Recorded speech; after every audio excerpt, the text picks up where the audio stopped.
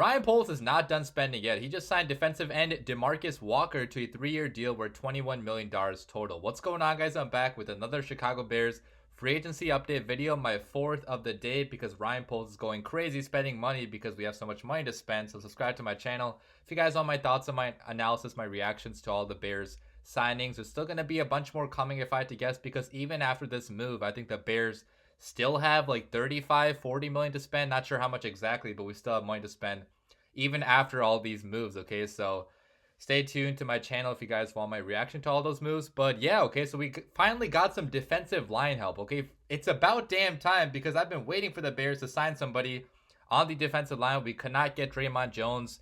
Darren Payne got franchise tagged and then extended by the Commanders, so both those two options were off the table.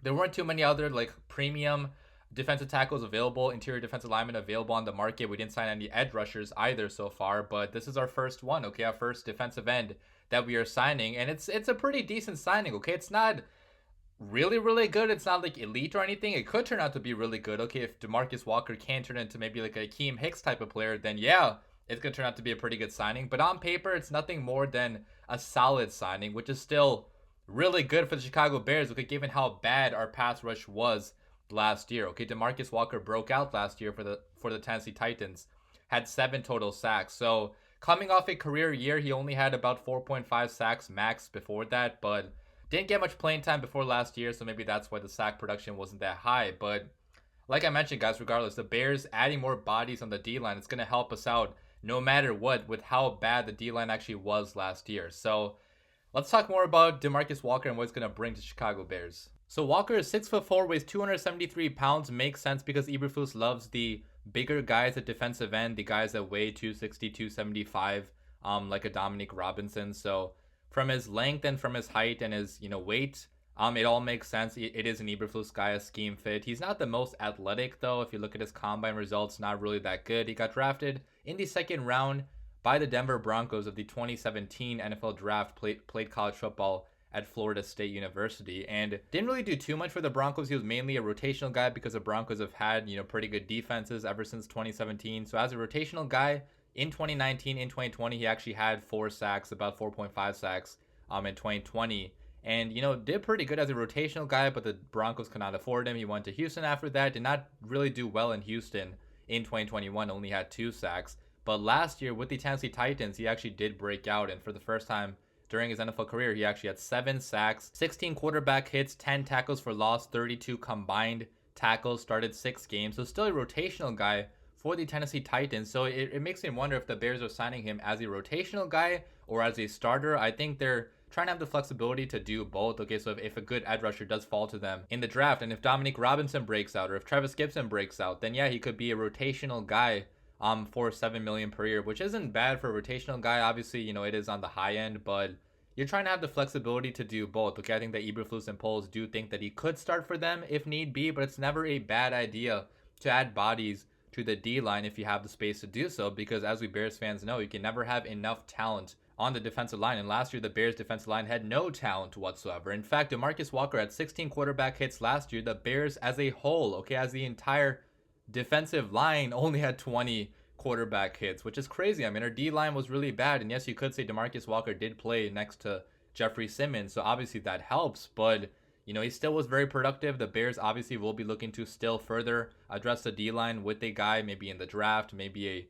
a free agent still, maybe a trade coming up, maybe like a DeForest Buckner. That would be pretty nice, but whatever the case is, they're still not done adding to the D-line. So DeMarcus Walker, even though he did play with a really good player like Jeffrey Simmons last year, he still could be pretty productive for the Bears next year if he continues on this trajectory. Now, he is 28 years old, so he's definitely not young by any means, but still not super old, still on the right side of 30. And it's only a 3-year deal, so, he's going to be 31 when the contract is over. I'm not sure what the guaranteed money is, but I'm assuming he can get out of this after 2 years if you want to. So kind of similar to the Al-Quadin Muhammad contract, except more rich because he is more productive than Al-Quadin Muhammad ever was.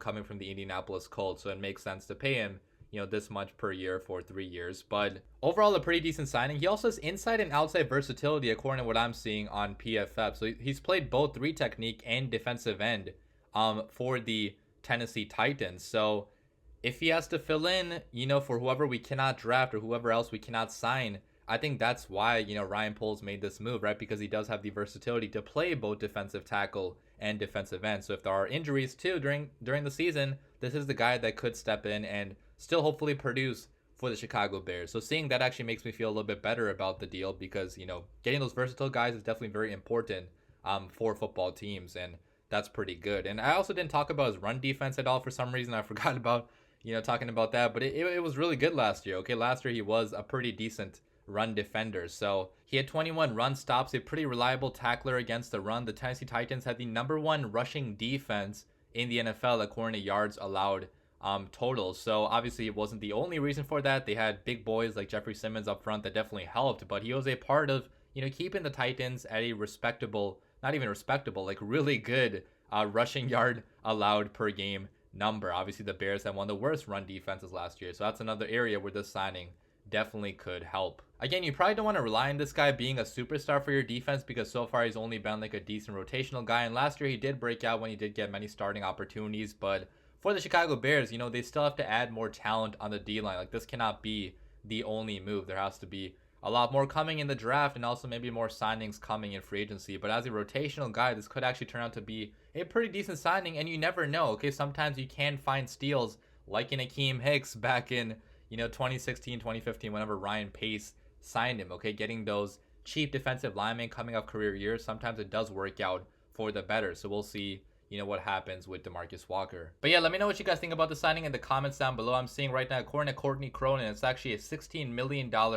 guarantee for DeMarcus Walker. So you probably can't get out of this after 2 years if you have to. So not a big long-term financial commitment for the Chicago Bears, which I like, okay, because he hasn't been productive enough consistently to warrant a $10+ million per year contract. So we did not overpay him. I think this is actually fair value for a guy that's coming off pretty good year. But like I mentioned earlier, man, the Bears do have to add more bodies to the D-line still. It was the worst D-line in the entire NFL last year, probably one of the worst of all time in the history of the NFL. So I'm not sure if a guy like Jalen Carter would fall to #9. Probably not, but with his legal troubles, off the field troubles, maybe that's a possibility. I'm not sure if Ryan Poles would want to take a swing on a guy with character issues, but falling to #9, that would be a steal, obviously, from a football field perspective, with his play on the football field. There's still other guys, too, like a Kalijah Cansey, who's a little bit undersized, though. There's defensive ends, really good ones in the draft, so I'm not really worried about the defensive end spot, but I am kind of worried about the interior D-line, like 3 technique spot, because I don't see many other really good players available. But alas, we cannot fix everything in 1 year. The Bears had too many needs to fix everything, so hopefully we just fix enough needs to have a much better team next year, even though it's probably not going to be, a Super Bowl contender. But let me know what you guys think about these signings in the comments down below. I'll be back with more videos tomorrow if the Bears sign more players. As always, bear down.